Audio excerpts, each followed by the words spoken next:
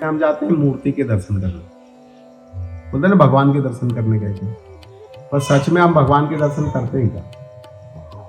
हम जाते हैं मूर्ति को देखने जाते हैं। दर्शन शब्द बहुत बड़ा है, बहुत गहरा है, और जिस दिन दर्शन करना सीख जाओगे तो एक दर्शन से जीवन बदल जाता है। अब लोग तीर्थ करने जाते हैं, है ना, जाते हैं बड़े बड़े मंदिरों में दर्शन करने जाते हैं, बोले हम दर्शन करके आ गए। दर्शन करके आते हैं, उसके बाद उनके व्यवहार और उनकी जो प्रवृत्ति है उसमें कोई बदलाव आता है क्या? तो फिर ऐसा दर्शन किस काम का? इसका मतलब हमने दर्शन नहीं किया, हमने सिर्फ बाह्य रूप से देखा। अभी वो देखो, छोटा सा वो बच्चा है, अभी उसका जन्म हुआ है, तो अभी उसकी जब नजर फेरने लग जाएगी ना, तो सब चीजों का ऐसे आंख भर भर के देखेगा, पंखे को, लाइट को, किसी भी व्यक्ति को, चीज को। क्यूरियोसिटी में कहां पे आ गया। और फिर जब संसार को देखते देखते संसार उसकी आंखों से उसके दिमाग में समझ आएगा, तो फिर वो संसार को ही देखता है।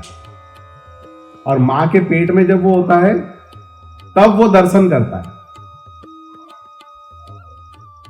तो दर्शन करने के लिए आंख होने और आंख नहीं होने की जरूरत नहीं है।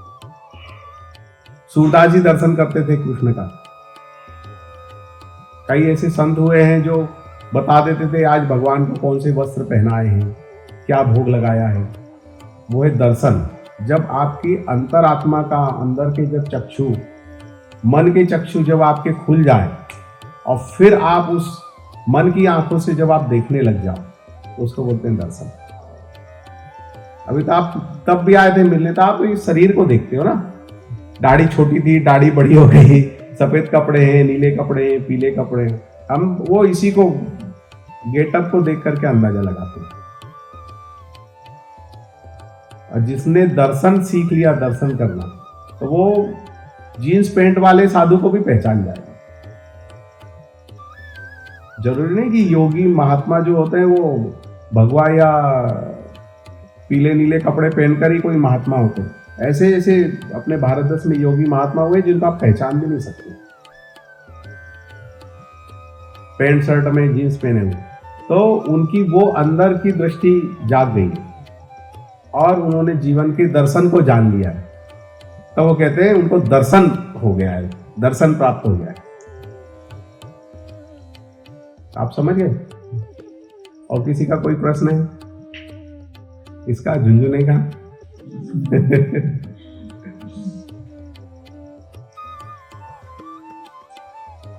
नहीं, आप लोगों को कोई प्रश्न हो, मुझे मालूम होगा तो बताऊंगा, और नहीं मालूम होगा तो मैं बोलूंगा मुझे नहीं पता। हाँ, अगर सच में प्रश्न है तो आप पूछ सकते हो, आध्यात्म से रिलेटेड, संसार से रिलेटेड नहीं कि मेरी नौकरी कब लगेगी मुझे बच्चा कब होगा, फिर आगे मेरा क्या होगा। इसमें कुछ नहीं रखा है। मैं अगर बता भी दूंगा तो भी वही होना है, और मैं नहीं बताऊंगा तो भी वही होना। तो आप मुझे बताओ, जो आप लिखा के लाए हो वैसी जीवन जीना है, या इसके बाहर भी कुछ जानना है? इसके बाहर भी जाना है हमको, इसके बाहर जाना है।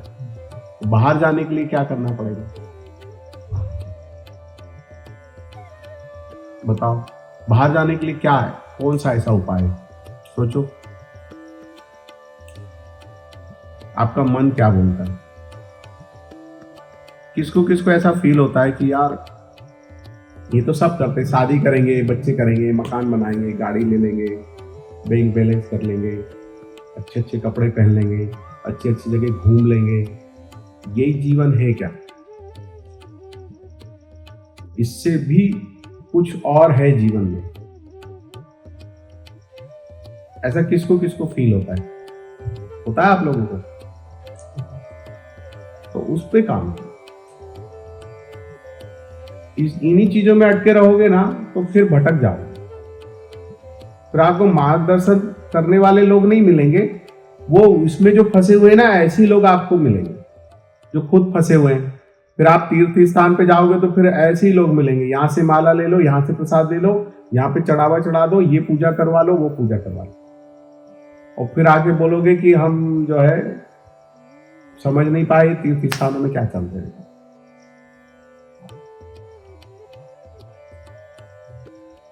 अपने अंदर झांकना सीखो, और अपने अंदर झांकने के लिए सबसे अच्छा उपाय है, आपने संतों के मुख से सुना होगा, कलयुग केवल नाम आधारा, सुमर सुमर नर उतरहि पार। सुमर सुमर नर उतरहि पार। सुमिरन करना जो कलयुग में जो है, नाम जप सबसे श्रेष्ठ है। बाकी तो और भी विधाएं हैं, गुरु की शरण में गए तो फिर वो पात्रता देख करके आगे की साधना भी देते हैं, लेकिन आप कुछ नहीं करने में समर्थ हो तो नाम जप तो आप कर ही सकते हो। और नाम जप किसका करोगे, मैं बताऊंगा उसका करोगे ऐसा नहीं है। आपको बचपन से किसी एक स्वरूप में आपका भाव आता होगा ना, किसी के राम के स्वरूप में भाव बनता है, किसी के कृष्ण के स्वरूप में भाव बनता है, किसी के राधा के स्वरूप में भाव बनता है, किसी के शिव स्वरूप में भाव बनता है। तो कोई भी एक स्वरूप का जो है नाम पकड़ना। मोटी मोटी बात समझती है, तो कोई एक नाम पकड़ना। आप कौन सा स्वरूप पसंद है भगवान का, शिव जी, तो आप शिव का नाम जपो। आपको कौन सा स्वरूप पसंद है, कृष्ण, आप कृष्ण का नाम जपो। आपको सिंगा, अरे सिंगा का नाम जपो, फिर क्या है? देखो अब आपको ये रहेगा कि मैं शिव का जपूं, मैं कृष्ण का जपूं और मैं सिंगा का जपूं, तो क्या मुझे भगवान की प्राप्ति होगी? जब मूल में क्या है, आपके परमात्मा की प्राप्ति है ना मूल में। सिंगा जपो, चाहे कृष्ण जपो, चाहे राम जपो, चाहे शिव जपो, कैसे प्राप्त होगा? मूल में कैसे प्राप्त होगा? सिंपल सी बात है कि ये इसका नाम गोलू है, ठीक है। अब मम्मी लाड़ में, अब घर में दो ही बच्चे हैं, सोनू और मोनू, और मम्मी लाड़ में मोनू को, घर में कोई नहीं है, अगर मोनू ही है और मम्मी उसको लाड़ में बोले, ए मोनिया, मोंटिया, ए कालू, ए बदमाश, ए बंदर, ए चूहे, तो आप ऐसा बोलोगे कि वो चूहे को बुला रही है मम्मी? खरगोश, बंदर, मंकी माऊ, इसको ये पता रहेगा कि मम्मी मुझे ही बुला रही है। तो आप सिंगा जपो भाव में, या आप कृष्ण जपो भाव में, या आप शिव जपो भाव में।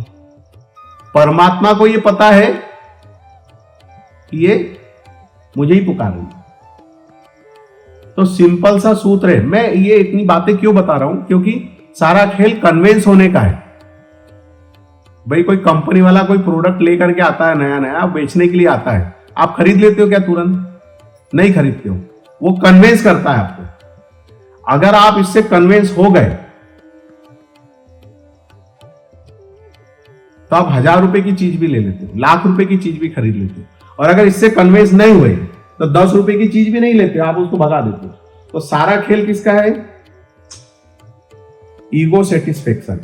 आपका जो है ब्रेन उससे कन्विंस हो जाए। और जो अपना ज्यादा दिमाग नहीं लगाते हैं, नहीं चलाते हैं, उनको कन्विंस करने की जरूरत नहीं है। वो अपने अंतर्ज्ञान से जानते हैं लेना है या नहीं लेना है। इसकी मुझे जरूरत है तो ले लेंगे, नहीं जरूरत है तो नहीं लेंगे। फिर कोई कितना भी कन्विंस करे या नहीं करे वो मायने नहीं रखता। अगर आप ब्रेन से कन्विंस हो गए तो सड़क पे पड़ी हुई वो सड़ी सी प्लास्टिक की बोतल भी कचरे में से घर उठा लाते हो। क्या बोलते हो? अरे ये कुछ ना कुछ काम आ जाएगी। और अगर आप इससे कन्विंस नहीं हो तो आपको सोने का बिस्किट भी कोई बाहर देगा ना, तो आप लोगे क्या? आप बोलोगे यार ये सोने का बिस्किट क्यों दे रहा है, कुछ तो गड़बड़ है इसमें, इसके कहीं पुलिस पीछे तो नहीं लगी, चोरी का माल तो नहीं, ये मुझे क्यों दे रहा है, ये जानता पहचानता नहीं, क्यों दे रहा है? सोचो आप, वो लाख रुपए का सोने का बिस्किट भी नहीं लोगे। मतलब सारा खेल इसका है। आप अपने दिमाग से कन्विंस हैं, आप कचरे में से क्या उठा के लाते हैं? इतनी सी प्लास्टिक की बोतल भी उठा लाते हैं, घर में काम आएगी। और कन्विंस नहीं है तो सोने का दिया हुआ बिस्किट भी नहीं लाते। तो सारा खेल ब्रेन का है। तो जितने भी सत्संग होते हैं, जितनी भी शास्त्रार्थ, जितनी भी चर्चाएं होती हैं, वो सिर्फ इसको कन्विंस करने के लिए होती है। और एक बार आप कन्विंस हो गए तो फिर बाद में इसकी जरूरत नहीं होती, इसको बाजू में रख दिया तो भी चलता है। शादी के पहले लड़की की फोटो दिखाई, लड़की अच्छी है, अच्छे घराने की है, पढ़ी लिखी है, लड़के को कन्विंस करते हैं ना, और लड़की को भी कन्विंस करते हैं कि लड़का अच्छा है। एक बार शादी हो गई फिर दिमाग की जरूरत होती है क्या? फिर तो तुम्हारा कोई काम ही नहीं करता। बोलते यार अब शादी हुई, अब तो दिमाग काम ही नहीं करता है, अब दिमाग की जरूरत नहीं है वहां पे। तो ऐसी संसार का मार्ग हो चाहे आध्यात्मिक मार्ग, जो कुछ आप संसार में करते हो ना, उसी को आपको उल्टा चलाना।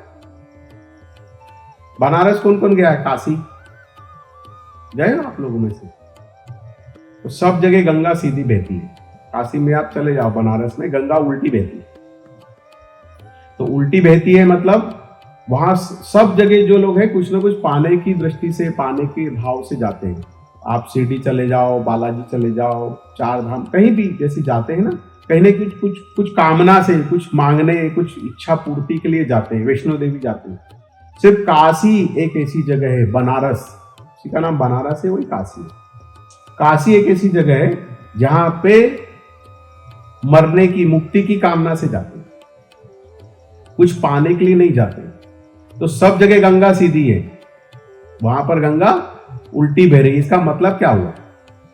इसका मतलब यह हुआ कि आप संसार में जो कुछ भी आपने ऊर्जा लगा रखी है, जो आपने पत्नी में, बच्चे में, माता पिता में, मित्रों में, जगत में जो आपने इमोशंस डाले हुए, जो आपका मोह ममता जो संसार में लगी हुई है, इसको आपको क्या करना है?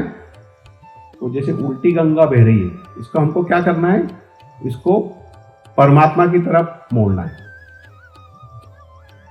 कोई भी चीज मिटाना नहीं है। आपके पास जो है, एक संत जो है आपका गुण और दुर्गुण नहीं देखता है, एक संत आपका भाव देखता है। आप शराबी हो, जुआरी हो, कबाबी हो, क्या हो क्या नहीं, उसको कोई मतलब नहीं है। आप क्या करते हो क्या नहीं करते हो, कोई मतलब नहीं। वो तो ये देखता है कि जितनी लगन से आप शराब पीते हो, जितनी लगन से आप डिवोशन से जुआ खेलते हो, ऐसा डिवोशन भगवान के लिए है क्या? जितना प्रेम अपने बच्चे से है, इतना प्रेम आपका परमात्मा से है क्या? ऐसा जब वो डाइवर्ट हो जाता है तो उसका रास्ता खुल जाता है। अब मैंने कहा कि नाम जप करो, एक बेसिक चीज समझा दी मैंने कि कोई भी किसी का भी नाम जप करेगा पूरी निष्ठा से। ऐसा नहीं कि आज मैं शिव का करूंगी, फिर 4 महीने के बाद मैं कृष्ण से इंप्रेस हो गई तो कृष्ण का करूंगी, ये शिव से इंप्रेस हो गई तो फिर 2 साल के बाद शिव शिव जपने लगती। शुरुआत में हो सकता है, जैसे छोटे बच्चे होते हैं ना, उनसे पूछो बड़े होके क्या बनोगे, तो बोलता मैं डॉक्टर बनूंगा। टीचर पूछती है ना, फिर वो कोई बोलता मैं इंजीनियर बनूंगा, एक बोलता मैं पुलिस में। वो फिर 10th तक आते आते उसका गोल चेंज हो जाता है, 12th के बाद और गोल चेंज हो जाता है। तो हो सकता है कि अभी आपको शिव पसंद है, अभी आपको कृष्ण पसंद है, साल 2 साल के बाद हो सकता है दोनों को राधा पसंद आने लग जाए, राधा राधा करने लग जाओ। पर उसकी चिंता मत करो। गोल बदल जाने से हम पढ़ाई थोड़ी बंद कर देते। पढ़ाई बंद करते क्या? पापा मम्मी तो भेजते ही ना, डांट लगा लगा के, जाना है मतलब जाना है। फिर पढ़ने के बाद कोई चित्रकार हो जाता है, कोई डॉक्टर हो जाता है। बचपन में वो कलेक्टर बनना था और बाद में वो सिपाही बन जाता है, डॉक्टर बन जाता है। जिसको डॉक्टर बनना था वो इंजीनियर बन जाता है। कोई दिक्कत नहीं, चलो धीरे धीरे धीरे, लेकिन अपने भाव से, निष्ठा से चलो, और इसको गुप्त रूप से चलो। गुप्त रूप से मतलब किसी को बताने की जरूरत नहीं। आप आपस में प्रेम करते हो तो ढिंडोरा पीटते हो क्या? सबको बताते हो मैं इससे प्रेम करता हूं? तो आप अगर भगवान से, परमात्मा में आपका भाव है, प्रेम करते हो, तो किसी को कुछ मत बताओ, ढिंडोरा मत पीटो, गुप्त रखो। जितना छुपा के रखोगे उतने फिर डीप आपको अनुभव आएगा। और फिर रोज रात को प्रार्थना करके सो जाओ भगवान से। क्या प्रार्थना करोगे? मैं अच्छा हूं या बुरा हूं, मैं पुण्यवान हूं या पापी हूं, मैं चालाक हूं या मैं सीधा हूं। ऐसी माताएं बहनें क्या बोलेगी, मैं अच्छी हूं या बुरी हूं, मैं जो कुछ भी हूं, जैसा भी हूं, जैसी भी हूं, आपकी हूं। कैसे भाव होना चाहिए, रोज रात को आंख बंद करो, कोई थोड़ी आपके अंदर, आपके सपने को कोई देखता है कि रात में सपना देखते हो, आप फ्री हो, स्वतंत्र हो अपनी प्रार्थना और अपने कर्म के लिए। तो रोज सोते समय प्रार्थना करो, आज का जो जीवन जो मिला, जो कुछ भी मुझे मिला उसके लिए थैंक यू। कंप्लेंट नहीं करना जीवन को लेके, आप पहले जो मिला उसको, उसके लिए तो थैंकफुल हो।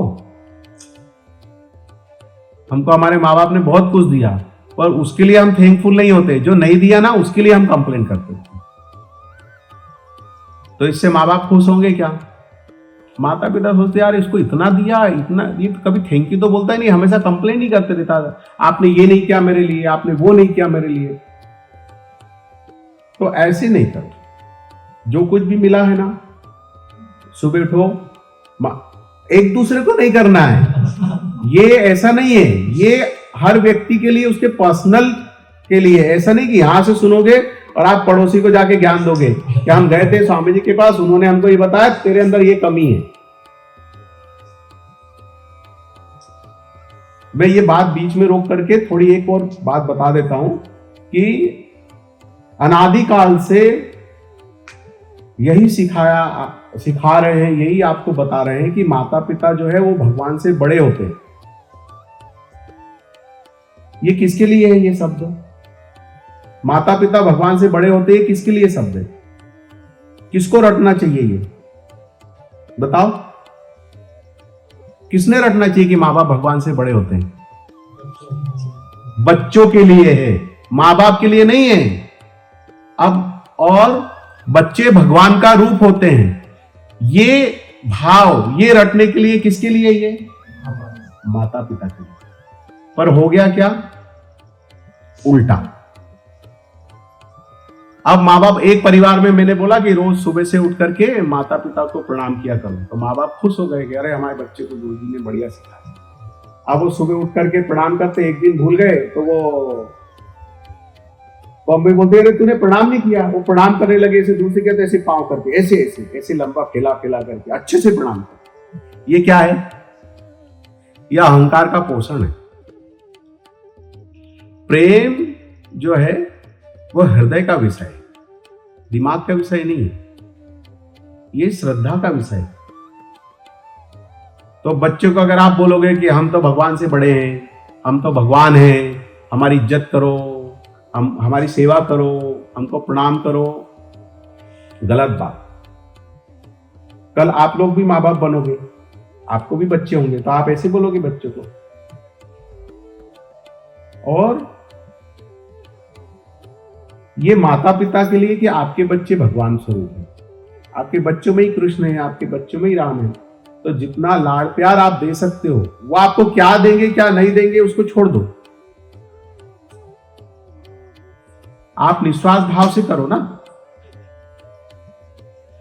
एक्सपेक्टेशन, अपेक्षाएं रख करके क्यों करते हो आप?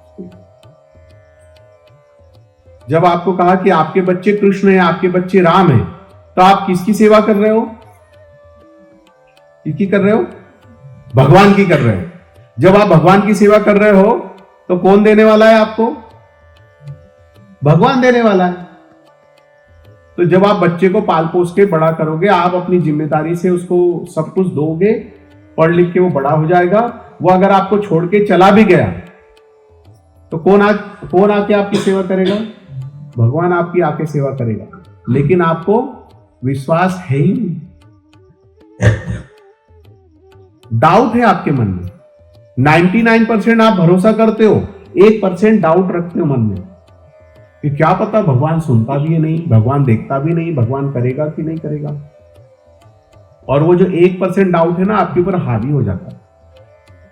और इस वजह से आप अपना जो धर्म है, आपका जो फर्ज है, जो आपको करना चाहिए, वो छोड़ करके आप कुछ और ही करने लग जाते हैं।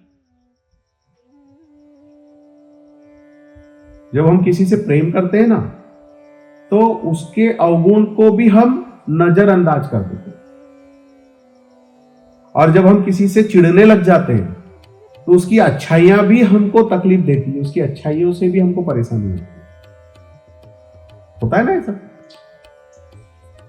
तो फिर जिन बच्चों को हमने बड़े लाड़ प्यार से पाल पोस के बड़ा किया, फिर उन्हीं बच्चों की हम चुगली करते हैं। कहां करते हैं? गार्डन में बैठ कर। दो बूढ़े बैठ जाएंगे, मेरी बहू तो ऐसी, मेरा लड़का तो ऐसा, और ये ऐसा चला आ रहा है। ऐसा तुम्हारे भी जब बच्चे हो जाएंगे, तुम बूढ़े हो जाओगे, तुम भी यही करने वाले हो। गार्डन में जाके बैठोगे और अपनी बराबरी के चार दो बूढ़ों को इकट्ठा करोगे, उनके साथ। गार्डन में कौन घूमने जाता है? वो हेल्थ के लिए तो कोई घूमने नहीं जाता। घर से परेशान हो जाते तो थोड़ा मूड फ्रेश करने गार्डन में चले। तो ऐसा बुढ़ापा करना है क्या आपको? तो कभी भी दूसरे की कमी मत देखो ना। आपके अंदर कोई कमी नहीं है क्या? आप खाते हो तो हगने मूतने नहीं जाते हो क्या? सभी खाते हैं। त्रिगुण भाई, सत्वगुण, रजोगुण और तमोगुण, तीन गुणों से मिलकर के ये मानव देह बनी हुई है। अब ये तीन गुणों ये सभी के अंदर रहने वाले। ये तीन गुणों के रहते हुए आप किसी को प्रेम कर पाओ तो आपने भगवान को प्रेम किया। अब गुण देख करके प्रेम किया तो क्या प्रेम किया? क्योंकि आज एक पक्ष दिखता है, फिर 10-15 दिन साथ में रहने के बाद दूसरा पक्ष दिखता है। अभी आप मेरे पास आए हो 1 घंटा मिलने के लिए, तो मेरे अंदर तो सब अच्छी अच्छी चीजें दिखेगी आपको, लेकिन 1 आध महीना जब साथ में रहोगे तो फिर सब बुरी बुरी चीजें दिखेगी। तो आकर्षण का सिद्धांत अलग होता है और डिवोशन का और प्रेम का सिद्धांत अलग होता है।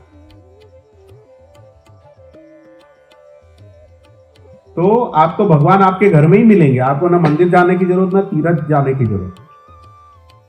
ऐसा बोला तो इसका मतलब जाना नहीं, कभी योग आया तो जाना, तीर्थ करने भी जाओ, मंदिर भी जाओ, लेकिन सबसे पहले आप अपने घर को तो मंदिर बनाओ। आपकी पत्नी में भगवान देखो, आपके माता पिता में भगवान देखो, अपने बच्चे में भगवान देखो। ये बात सबके लिए, ये पर्टिकुलर किसी एक व्यक्ति के लिए तो नहीं है। अब आप अपनी पत्नी में भगवान देखोगे तो उतनी शिद्दत से प्रेम करोगे तो आपको सच में आपकी पत्नी में भगवान दिखाई देने लगेगा, आपको आपके पति में भगवान दिखाई देने लगेगा। शास्त्र पढ़ा करो, कुछ अच्छे अपनी जो धार्मिक ग्रंथ है, किताबें पढ़ा करो, और फिर उसमें कोई मर्म ना समझ में आए तो फिर किसी संत से, किसी गुरु के पास बैठ करके आप उसका मर्म जानो, तब आपको बात पता चलेगी। कई बार हम क्या होते हैं, चीजों को पढ़ते ही नहीं, उस पर अध्ययन ही नहीं करते और उस पर डिबेट करने लग जाते। तो डिबेट किसी भी चीज पे तब करो जब पहले उस पर अध्ययन तो करो। आपके डाउट पहले पढ़ोगे फिर डाउट आते हैं। आप पढ़ाई करते हो, डाउट आते हैं ना, फिर टीचर से क्लियर करते हो, पहले ही सब आ जाता है। टीचर से जाके आप डाउट क्लियर करते हैं ना, फिर एग्जाम की तैयारी होती है। तो मन में जो डाउट आते हैं फिर वो क्लियर करो। आपके कोई शंका है, कोई प्रश्न है, तो आप बिना डरे निसंकोच आप कर सकते हो। क्या नाम किसने किसने सुना है? आपने सुना है? सबने सुना है प्रेमानंद जी का नाम? सुनते हो कभी उनको? सुना करो। उनकी वाणी ही परमात्मा की वाणी है। जो उस तरह का जीवन जीता है ना, उसकी बात का असर होता है। मैं आपको अगर कोई चीज बोल रहा हूं और मैं उसको जीता नहीं हूं तो मेरी बात का कोई असर नहीं होने वाला। और मैं अगर उन चीजों को जीता हूं तो यहां से जाने के बाद मेरी बातें आपके दिमाग में से घूमेगी 2-2, 3-3 दिन। और अगर आप इसके अगेंस्ट चलोगे ना तो आपको परेशान करेगी। जिसके पास बैठने से मन शांत हो जाए, जिसके पास बैठने से डर चला जाए, भय खत्म हो जाए, जिसके पास बैठने से अपनापन लगे, समझना आप सही जगह बैठे।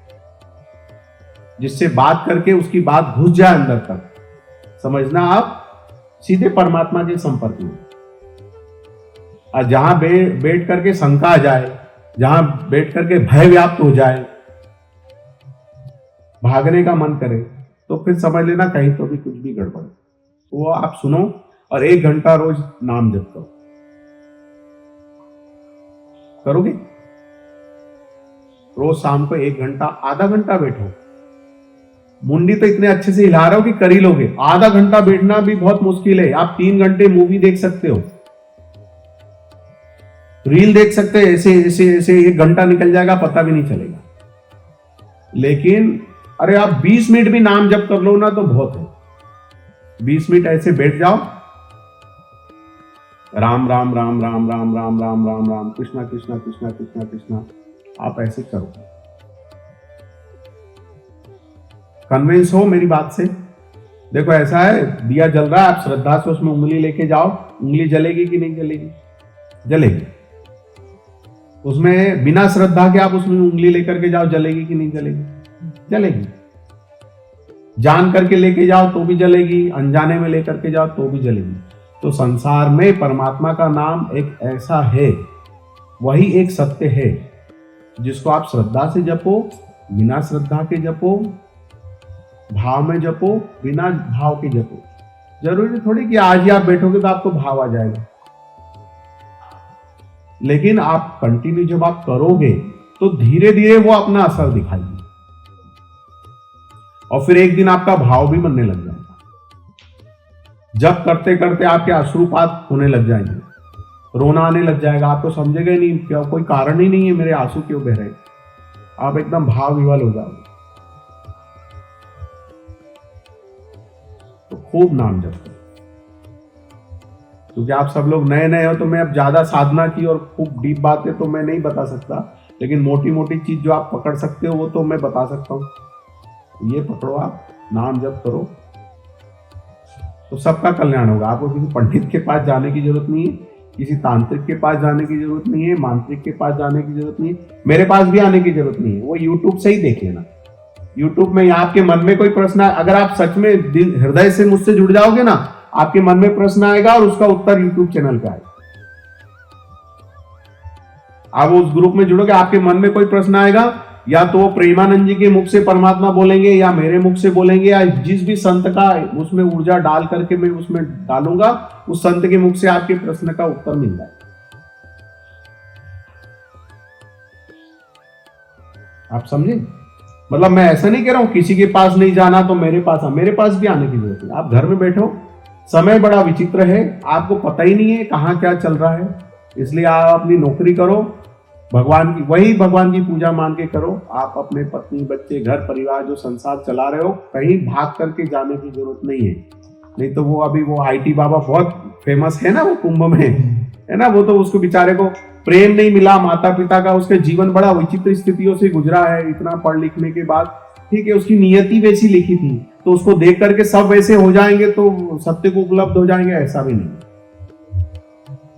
कहीं भी जाओगे तो ये शरीर है, शरीर के कुछ अपने धर्म है, वो तो भूख तो लगने ही वाली है, प्यास तो लगने ही वाली है, थक जाएगा तो नींद भी आने वाली है।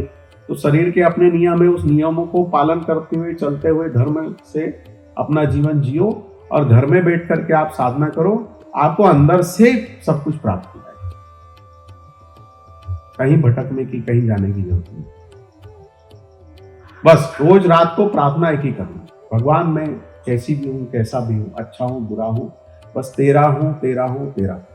अब तू देख लेना, तूने मुझे भेजा और मैं जो है, तूने ही बुद्धि दी मुझे। अभी ये जो कुछ बोल रहा हूं ये कौन बोल रहा है? मैं बोल रहा हूं क्या? भगवान ही बोल रहा है ना। पर अगर मैं अपने बीच में मैं को डालूंगा तो क्या आ जाएगा? मैं बोल रहा हूं। आज मैंने प्रवचन किया, कल भी मेरा प्रवचन सुनने आना।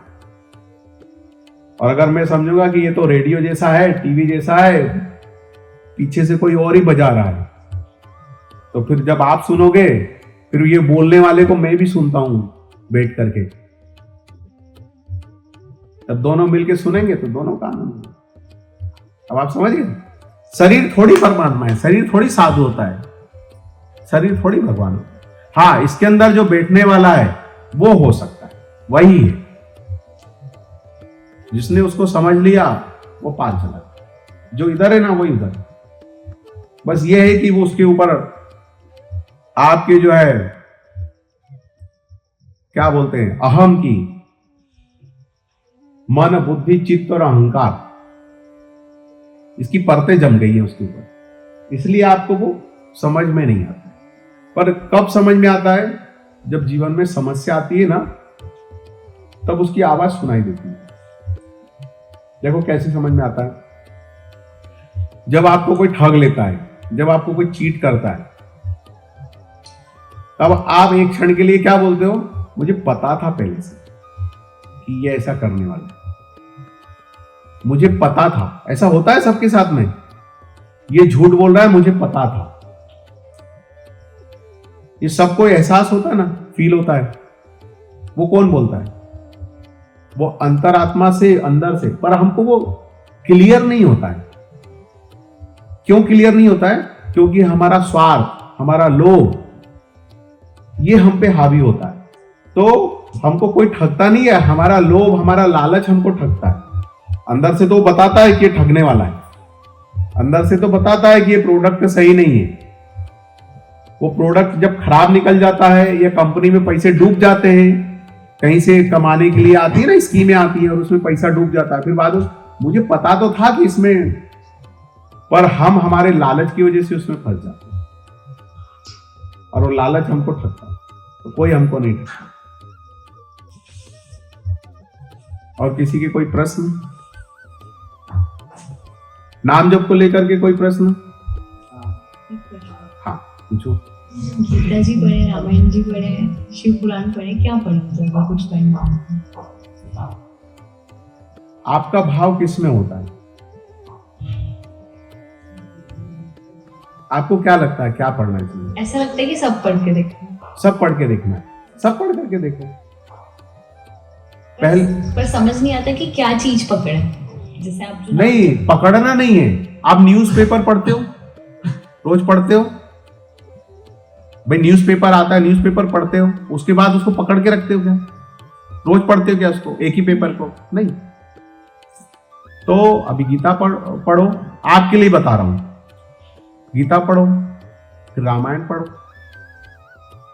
जो जो आपको लगता है। एक और अच्छी बुक है ऑटोबायोग्राफी ऑफ योगी, योगी कथामृत, जेको पब्लिकेशन की, वो पढ़ो। अल्केमिस्ट की एक बुक है, पाओलो कोएलो, अल्केमिस्ट उसका नाम है, वो पढ़ो। ऐसे पढ़ो। पढ़ो तो क्या पढ़े, ये कंफ्यूजन में तो फिर उम्र ही निकल जाएगी। कुछ भी पढ़ो, ऐसे पकड़ करके मत रखो। नाम जब एक करो, बाकी पढ़ो सब, सुनो सब। तो धीरे धीरे क्या होगा, वो जो जड़ ग्रंथि है ना, वो खुलेगी, आपकी समझ का विकास होगा। एक ही बात को अलग अलग ग्रंथों में अलग अलग तरह से समझाया गया। एक ही गणित को 4 मेथड से सॉल्व किया जाता है कि नहीं? आप 4 प्रश्न बैंक पढ़ लोगे, लेकिन जो आपको सही जमेगा वही आप परीक्षा में हल करके आओगे ना। 3 घंटे का जो पेपर रहेगा, तो उसमें 4 मेथड से एक गणित हल कर, कोई एक से ही करते हो ना। लेकिन आपको क्यूरियोसिटी है, आपको और अच्छा ब्रिलियंट बनना है और समझना है, तो आप उसको 4 मेथड पढ़ो, उससे हल करके देखो, तो वो इतना उसमें आपके अंदर आ जाएगा कि फिर आप एक जो विधि है उसको आप पकड़ करके उस पर चलने लग जाओगे। तो आप खुद ही तय कर लोगे कि मुझे कौन सी चीज को पकड़ना है। लेकिन पहले पढ़ना तो पड़ेगा। बिना पढ़े कैसे बोलेंगे मैं इसको पकड़ू, इसको पकड़ू या इसको पकड़ू? पहले आप पढ़ो तो। सबको पढ़ो, सबको सुनो। विवेकानंद को सुनो, ओशो को, रजनीश को सुनो, और भी वो क्या नाम है उनका, स्वामी दयानंद सरस्वती है, उनको सुनो। बेंगलोर के पास में एक वो जो है,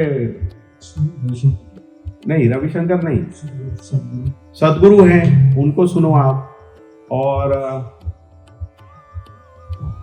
और भी है बहुत से, अभी मुझे वो नाम ध्यान में नहीं आ रहा है। तो हर बुक की अपनी एक लैंग्वेज होती है।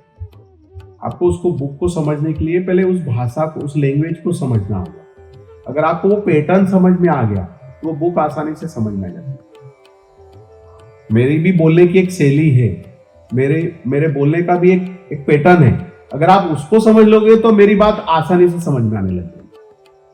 तो ऐसी हर बुक की अपनी एक शैली होती है। उस बुक को समझने के लिए पहले उसको शैली को समझना पड़ेगा। तो पहले 2-4 पन्ने पढ़ो, फिर वो वो आप एडॉप्ट कर लोगे कि ये इसका ग्राफ क्या है बुक का बोलने का, वो ग्राफ को आप पकड़ना सीख लोगे तो फिर वो बुक आसानी से समझ में आएगी।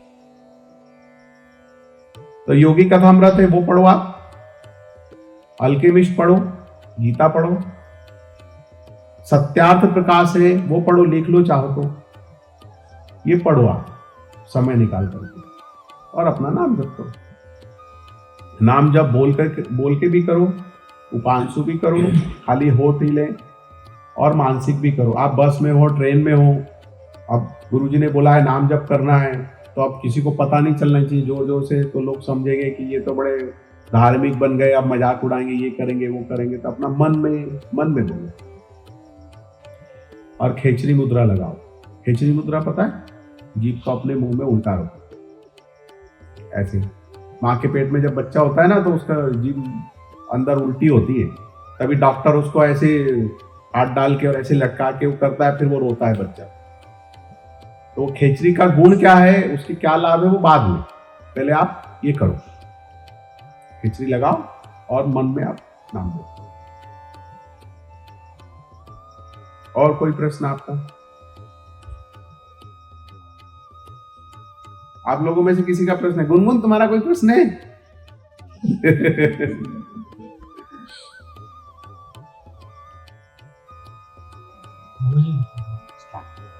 भगवान में मन तो नहीं लगता हमारा। हाँ, मम्मी पापा को मानते हम जाते हाँ। और उनसे भी नहीं मानती हम।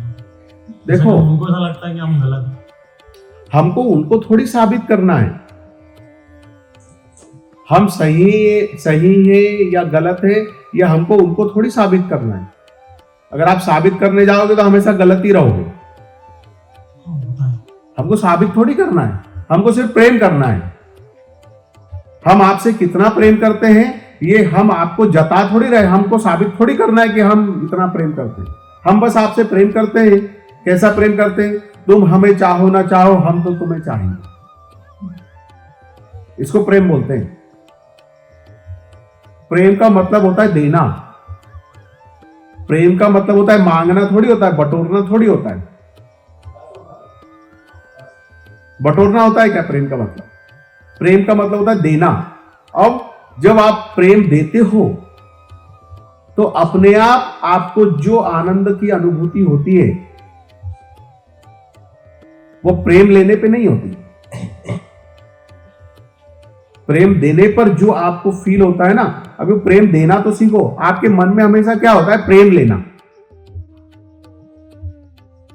इसलिए कई बार माँ बाप बच्चों को पता क्या बोलते हैं? तुम अभी नहीं समझोगे, जब तक तुम माँ बाप नहीं बनोगे तुम नहीं समझोगे। ऐसा क्यों बोलते हैं? उसके पीछे यही रीजन है, क्योंकि जब जो है कोई महिला जब प्रेग्नेंट होती है, जब उसको पेट में जब बच्चा आता है, तो पति पत्नी जो है, माँ बाप दोनों मिलकर के एक अलग तरह की फीलिंग को जीते हैं। और जब वो बच्चे का जन्म होता है तो माँ जिस तरह से उसको केयर करती है, अब कोई जान पहचान थी क्या उसके साथ? पुरानी कोई रिश्ता था क्या उसके साथ में? देखा था क्या उसको? स्वेटर बुनती है, मोजे बुनती है, कपड़े लेके आते हैं, जूते लेके आते हैं, कुछ नहीं था। वो क्या था? वो प्रेम ही था ना, एक अटैचमेंट, अपनापन। उसमें वहां ऐसा भाव होता है कि ये बड़ा होके मुझे चीट करेगा, ये बड़ा होके मेरी प्रॉपर्टी हड़प लेगा, कोई भाव नहीं होता, सिर्फ प्रेम ही होता है। जब वो बच्चे को गोद में लेती है तो वहां वो माँ बच्चे को ऐसे बोलती, क्या देख मैं तेरी पॉटी साफ कर रही हूं, डायपर चेंज कर रही हूं, मैं तुझे नहला रही हूं। उसको कुछ भी नहीं पता। वो रात में रोता है और माँ उसको, मतलब वो रोने के पहले माँ उठ जाती है, उठ करके देखती है उसको सो रहा है कि नहीं, दूध की बोतल भर के देती है।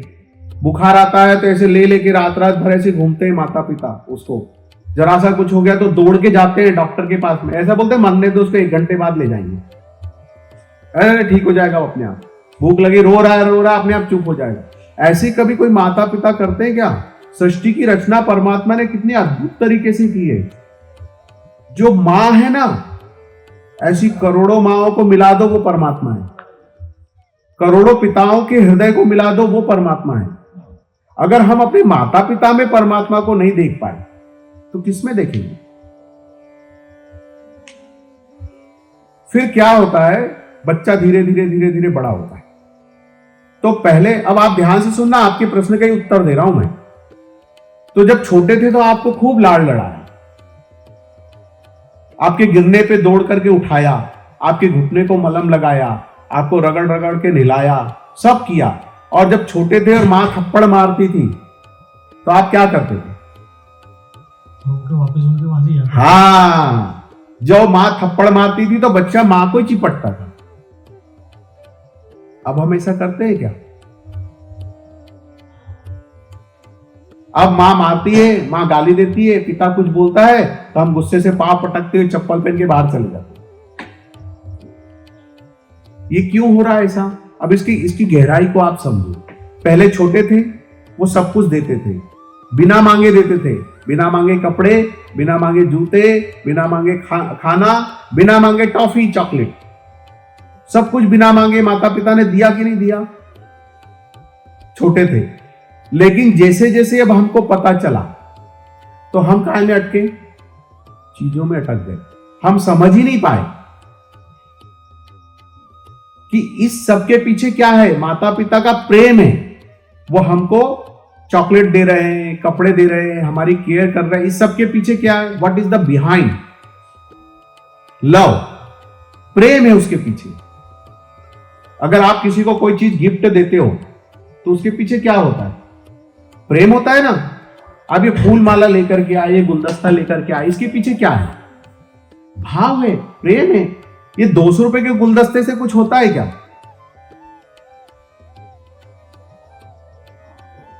₹150 के कपड़े से कुछ होता है क्या? पर वो भाव है, वो प्रेम है। लेकिन हम उसको नहीं देखते हैं। हम क्या देखते हैं? हम चीजों में अटक जाते हैं। फिर हम बड़े होते हैं, हम डिमांड करते हैं। अब पहले मां बाप बिना मांगे देते थे, अब हम क्या कर रहे हैं? अब हम डिमांडी पर्सन हो गए। डिमांड करते हैं, मांग करते हैं। मम्मा मुझे चप्पल लेना है, मम्मा मुझे कपड़े लेना है। अब हम देख ही नहीं रहे हैं कि उनकी पॉकेट उसको एफर्ट करती है या नहीं करती है। मुझे वीडियो गेम चाहिए, मुझे साइकिल चाहिए, मुझे पिक्चर देखने जाना, पैसे चाहिए, मुझे मेला देखने जाना है, मेला घूमने जाना है। तो तब तक भी वो 10, 11, 12, 13 साल की उम्र तक कहीं से भी करते हैं, पर वो एक लिमिट होती है ना उसकी। फिर धीरे धीरे धीरे हम क्या है, हमारे लिए संसार ही प्यारा हो जाता है। फिर हर बच्चे के मन में पता क्या चलता है? वो बोलते तो हैं कि हम माँ बाप की सेवा करेंगे, ऊपर ऊपर तो बोलते हैं माँ बाप हमारे लिए, माँ बाप हमारे वो है। मन में उनके पता क्या चलता है? मन में चलता है कब हम बड़े हो जाएं, कब हमारी नौकरी लगे, कब हमारा खुद का घर हो, कब हमारी खुद की गाडी हो, हमारी बीवी हो, मी आणि माझी बायको आणि माझा मुलगा, मैं, मेरी बीवी, या मैं, मेरा पति और मेरा बच्चा। ये क्या है? अब तुम्हारा जो है लोभ, तुम्हारी वासनाएं, तुम्हारी इच्छाएं तुम पर हावी हो गई। अब जो माँ बाप तुमको सिखा पढ़ा करके बड़ा किया, अब उन माँ बाप में कमियां नजर आती है।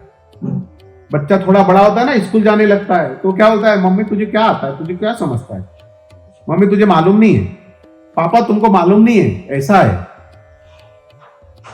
बोलते हैं हम ऐसे।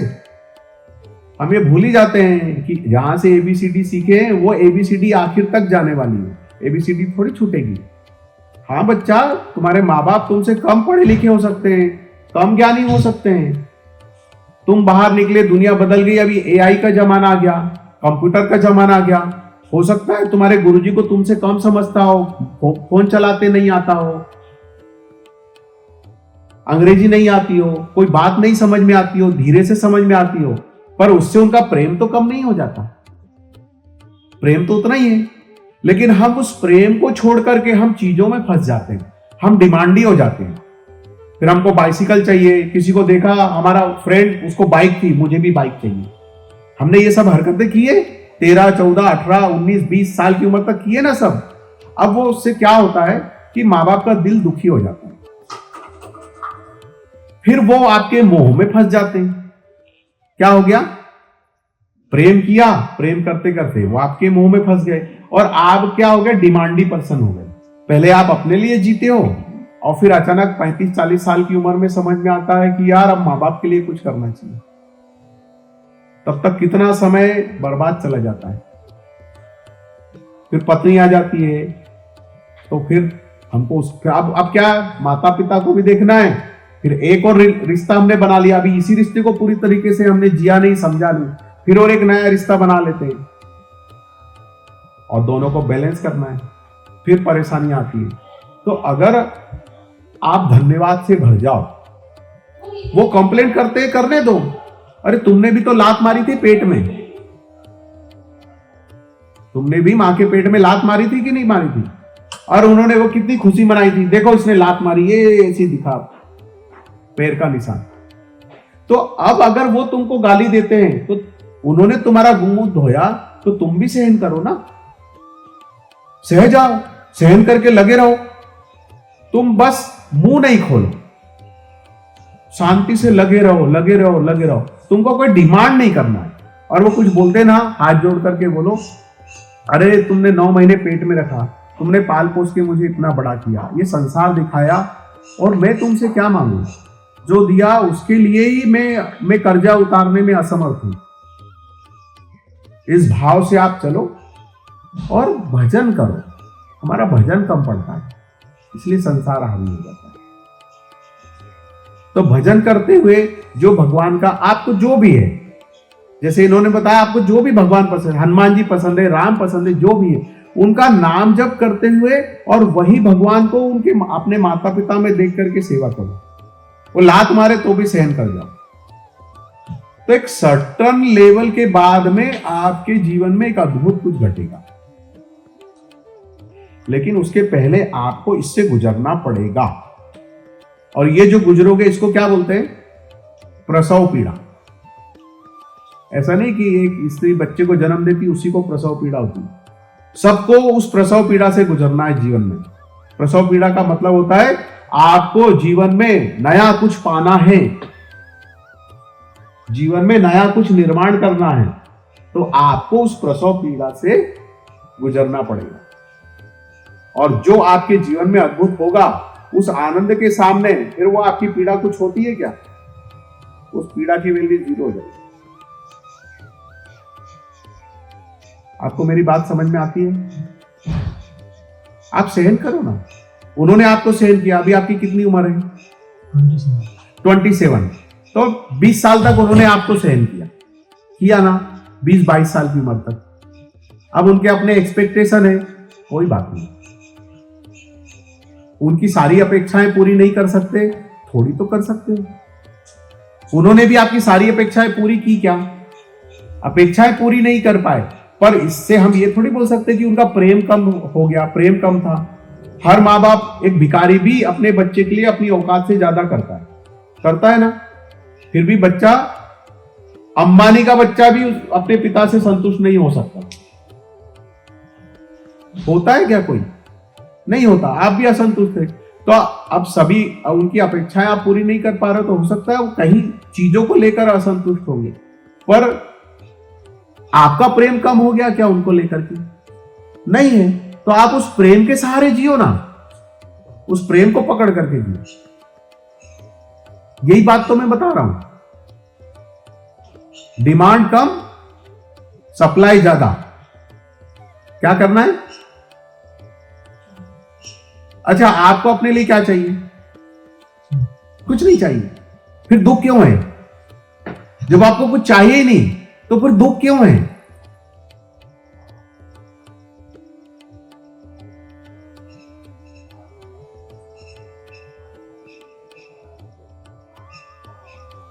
बताओ आप मुझे। तो कभी कभी गलत में भी हो जाती है।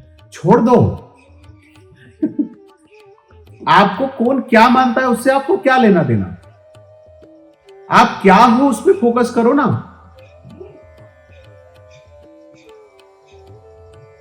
आप क्या हो, आप उस पर फोकस करो। वो क्या मानते हैं, आप, वो उनका डिपार्टमेंट है। देखो, यही तो कहा, आप मुझे क्या मानते हो वो आपका डिपार्टमेंट है बाबा। मैं आपको अपना मानता हूं, मैं आपको अपना मित्र मानता हूं, मैं आपसे प्रेम करता हूं, मैं अपने डिपार्टमेंट को देखूंगा ना। आप समझे मेरी बात? आप मुझे क्या मानते हो, मुझे उससे क्या लेना देना? आप मुझे नफरत करते हो, चिढ़ करते हो, आप यहां मेरी परीक्षा लेने आए हो, आप ये समझ रहे हो मैं साधु हूं या नहीं हूं, मैं संत हूं या नहीं हूं, मुझे उससे क्या लेना देना? मुझे क्या देखना है? मुझे अपने रोल को देखना है। मैं अपना रोल ईमानदारी से निभा रहा हूं कि नहीं निभा रहा हूं? तुम अपना रोल निभाओ या मत निभाओ, उससे मुझे उससे नहीं लेना देना कुछ। मुझे तो अपने रोल से मतलब है। तो वो तो बहुत अच्छी बात है। कोई अगर आपको गाली दे, आप किसी के लिए प्रेम करो, किसी के लिए खूब करो, और वो आपको लतियाए, वो आपको गलत बोले, तो आप समझो आपका प्रारब्ध, आपका पूर्व जन्म का पाप कट रहा है। धन्यवाद। बाहर वाले गालियां दे, उससे अच्छा माँ बाप की गालियां सुन लो। गुरु और माता पिता की जो गालियां सुन लेता है, उसको संसार की गालियां सुनने को नहीं मिलती। सुन लो ना, सहन कर लो, क्या दिक्कत है? देखो, एक होता है इच्छा से उपवास रखना, और एक होता है अनिच्छा से भूखा रखना। एक आप इच्छा से, श्रद्धा से उपवास रखोगे कि मैं आज भोजन नहीं करूंगा, और एक आप मेरे घर आए और सुबह से शाम तक मैं आपको खाना ही नहीं दूंगा, भोजन ही नहीं दूंगा, तो आनंद किधर होगा आपको? इच्छा से जब आप उपवास रखोगे, 2-2, 3-3 दिन आप आपने तय किया है कि मुझे भोजन नहीं करना है, आपको एक आनंद, एक शांति, आपके चेहरे पे एक चमक आएगी। और जहां पे आपकी इच्छा नहीं है, वहां पर क्या होगा? आपको तकलीफ होगी। अब प्रोसेस दोनों क्रियाओं में क्या है? भूखे ही हो, भोजन नहीं कर रहे, लेकिन एक में आप शामिल हो और एक में आप शामिल नहीं हो।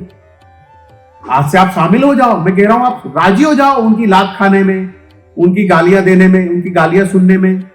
वो अगर कहते तू दुष्ट है, ठीक है मां। वो अगर कहे चोर है, झूठा है, बदमाश है, जो भी कहे, आप राजी हो जाओ, तो उनकी गालियां आशीर्वाद नहीं बनेगी क्या? अब आपको भरोसा नहीं है ना, आप अपने अहंकार के पोषण में लगे हो, मैं के पोषण में लगे। मैं अच्छा हूं या नहीं हूं, पर इसने मुझे अच्छा ही बोलना चाहिए, इसने मुझे अच्छा ही बोलना चाहिए। मैं हूं या नहीं, उससे मुझे कोई लेना नहीं। हम पूरा दिखावे का जीवन जीते हैं। 2 पौधे लगाते हैं और पेपर में फोटो छपवाते हैं कि 1000 पेड़ लगवाए हमने, वृक्षारोपण कार्यक्रम किया। ऐसा जीवन नहीं होता बाबा। झूठ से परमात्मा नहीं मिलता, यही जीवन का सच है। तो आप स्वीकार कर लो, और जैसे ही आप स्वीकार करोगे, आपकी दुनिया, उनकी बदले या ना बदले, आपका जीवन बदल जाएगा। आप सेवा करके पा जाओगे, और वो सेवा करवा के भी पाएंगे या नहीं पाएंगे उसकी गारंटी नहीं, पर आप तो सेवा करके पा जाओगे। इतनी सी बात समझ में आती है। एक होता है राजी होना और एक होता है नहीं होना। कोई राजी होकर के मिलिट्री में भर्ती हो जाए, वहां उसको कितना पधड़ाते हैं, कितनी मेहनत करवाते हैं, तो ताकत आती है। या घर में राजी नहीं है ना, तो घर का काम करने में भी जान पे आती है। उसको बोले 2 बाटल इधर से उधर, 2 बकेट उठा के रख दे, झाड़ू लगा दे, तो जान पे आती, कमर दुख रही है, हाथ दुख रहा है, ये हो रहा है, वो हो रहा है। राजी होना सीखो बच्चा। हम राजी नहीं है ना, इसलिए हमको तकलीफ हो रही है। और ये खाली आपका नहीं, सबका हाल यही है। हम राजी नहीं है। हम जो है ना, उसमें राजी होना सीख जाए। राजी होना सीख जाओ, जीवन बल्ले बल्ले है। जीवन में कहीं कुछ नहीं है, कहीं भटकने की जरूरत नहीं। कोई सब भटकने के बाद आपको बोलेगा कि बेटा जहां है ना, उसमें राजी होना सीख जाओ, और राजी होते हुए जो सामने आए उसको आप करते चलो, तो सरलता से जीवन में सब कुछ मिलेगा। गुरुजी, क्रोध आता कहां से? क्रोध आता है जब हम अपने आप को हमेशा सही समझते हैं, तो क्रोध आता है। मैं ही सही हूं, बाकी सब गलत है, ये भाव जब आ जाता है तो क्रोध आता है। मैं सही, और मैं सही हूं इस बात को मनवाने के लिए आप जो कुछ भी करते हो उसको क्रोध बोलते हैं। अच्छा, क्रोध तुमसे ज्यादा चालाक होता है, उसको पता है किसके सामने करना, किसके सामने नहीं करना। कमजोर के सामने बड़ा जोर से क्रोध आएगा, जैसे ही सामने एसपी आ गया, कलेक्टर आ गया, तो तुम्हारा क्रोध ठंडा हो जाता है। नहीं, मैं तो ऐसी बोल रहा था। अपने से बलवान, ताकतवर, पावरफुल आएगा तो क्रोध उसको आता है क्या? उस पे आता है? नहीं आता है। कमजोर पे ही क्रोध आता है। नहीं, उसको भी आता है ऐसा। नहीं, क्रोध आता है, पर आप उसको गालियां देते हो क्या? कलेक्टर को बोलते हो अरे मैं 2 थप्पड़ लगा दूंगा तुझे, ऐसे बोलते हो क्या? नहीं बोलते। गुस्से को भी पता है कहां पे गुस्सा करना है, कहां पे नहीं करना। हरिओम। हम आपको हमारी नई प्रकाशित ई book dive into the unknown के माध्यम से अपनी आध्यात्मिक यात्रा को और गहराई से खोजने के लिए आमंत्रित करते हैं। इस पुस्तक में स्वामी जी द्वारा दिए गए अमूल्य ज्ञान संकलित हैं, जो आत्मखोज और आंतरिक परिवर्तन की राह पर आपका मार्गदर्शन करेंगे। यह पुस्तक दुनिया भर के सभी Amazon प्लेटफॉर्म्स पर उपलब्ध है। इसकी लिंक आपको नीचे डिस्क्रिप्शन में मिल जाएगी। साथ ही यदि आप इन शिक्षाओं को हिंदी या फिनिश भाषा में सुनना चाहते हैं तो हमारे अन्य YouTube चैनलों को अवश्य देखें। इनके लिंक भी नीचे दिए गए हैं। चाहे वह अंग्रेजी, हिंदी या फिनिश में हो, यह ज्ञान शाश्वत, सार्वभौमिक और अत्यंत मूल्यवान है। देखने के लिए धन्यवाद। कृपया वीडियो को लाइक, शेयर और सब्सक्राइब करना ना भूलें। अगले वीडियो में फिर मिलेंगे। हरिओम।